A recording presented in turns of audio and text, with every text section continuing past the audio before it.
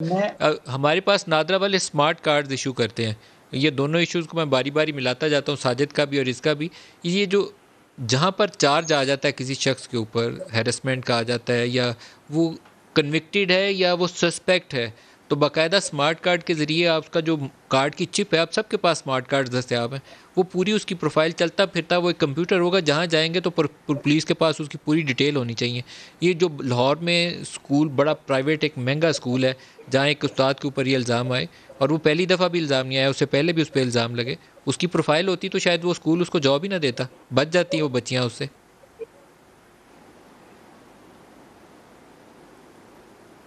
देखें, आप दुरुस्त कह रहे हैं। इन तमाम चीज़ों के ऊपर जो है वो हमें मिल के आगे बढ़ना है, लेकिन मैं आपको ये भी अर्ज़ करता चलूँ कि इसके ऊपर काफ़ी हद तक जो है वो काम हुआ भी है। जिस तरह मैं आपको बता रहा हूँ कि पंजाब के अंदर भी जो है वो पुलिस के पास जो है वो जो कंप्यूटराइज जो है वो क्रिमिनल्स का रिकॉर्ड सिस्टम है। जो भी एफआईआर दर्ज होती है उसको आप बैठ के एक सेंट्रलाइज डेटाबेस से भी उसको देख सकते हैं।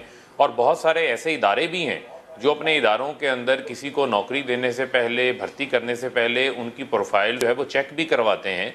मुख्तलिफ इदारों के ज़रिए जो है उनको वेरीफाई भी किया जाता है। लेकिन मैं समझता हूँ कि एज ए इसको कम्प्रीहेंसिव अब पॉलिसी के तौर के ऊपर मैं समझता हूँ कि अब हमें ये चीज़ लागू कर देनी चाहिए कि कोई भी शख्स हो, उसका जो है वो रिकॉर्ड, क्रिमिनल रिकॉर्ड जो है वो चेक करना चाहिए, या वो इस किस्म की किसी हरकत के अंदर अगर इन्वॉल्व है तो उसका रिकॉर्ड भी जो है वो चेक होना चाहिए। और आप दुरुस्त कह रहे हैं कि नादरा के इस डेटाबेस के साथ ये तमाम तर चीज़ें अटैच की जा सकती हैं, और हमारी जितनी लॉ इन्फोर्समेंट एजेंसीज़ हैं और भी जो हुकूमती इदारे हैं, बहुत सारे अहम मामलात के अंदर जो है वो नादरा के साथ उनके सिस्टम्स जो हैं वो आपस में सिंक हैं, जो आपस में अटैच्ड हैं, जहाँ से वो इन्फॉर्मेशन हासिल कर लेते हैं। तो मैं समझता हूँ कि ये एक तो हमारे पास नेशनल डेटाबेस ऑलरेडी मौजूद है, वहाँ पर लोगों के डिटेल्ड कवाइफ मौजूद हैं, पूरी पूरी फैमिली ट्रीज़ की तफसीलात वहाँ पर मौजूद हैं।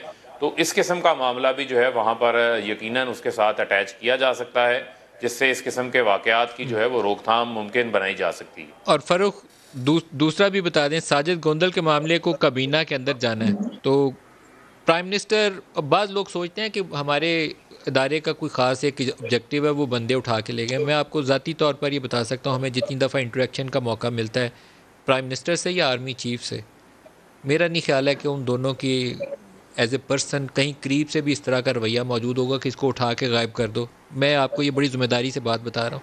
लेकिन कहीं पे कोई इंडिविजुअल अगर इस सिस्टम को अब्यूज़ करता है, उसको रोकना बहरहाल प्राइम मिनिस्टर या आर्मी चीफ या और कोई इदारे का हेड है तो उसकी रिस्पॉन्सिबिलिटी है। फ़ारूक, काबीना इसके ऊपर क्या पोजीशन लेगी?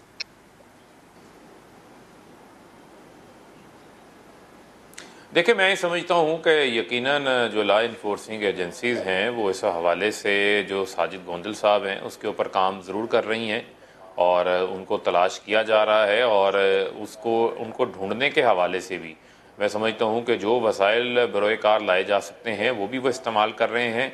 यकीनन उनकी अभी वाइफ थी, उनकी जो परेशानी थी वो हमने भी देखी, आपने उसको नेशनल टीवी के ऊपर भी सामने लेकर आए हैं। और कोई भी शख्स हो जिसके साथ ये वाक़या आएगा, उसके इसी किस्म के जो हैं वो जज्बात भी होंगे और इसी किस्म की उनकी हालत भी होगी। तो हमारी हमदर्दियाँ भी उनके साथ हैं, और एज़ ए हुकूमत के नुमाइंदे के तौर के ऊपर भी मैं भी इसको फॉलो अप जो है वो करूँगा इस चीज़ को। और अगर आप किसी इदारे के हवाले से बात कर रहे हैं तो मैं समझता हूँ कभी तफसीलात जो हैं, डिटेल्स हमारे सामने आ लेने दें, उससे पहले जो है वो हमें किसी नतीजे के ऊपर नहीं पहुँचना चाहिए। और मैं समझता हूँ कि तमाम जो हैं वो पाकिस्तानी हैं, सबके इक्वल राइट्स हैं इस रियासत पाकिस्तान के अंदर। अगर किसी के ऊपर कोई मामला है तो उस मामले को जो है वो हमें सामने लेकर आना चाहिए, और उस मामले को जो है वो कानून के मुताबिक देखना चाहिए। किसी को जो है वो गायब कर देने का तो मैं समझता हूँ कोई ऑप्शन मौजूद ही नहीं होना चाहिए।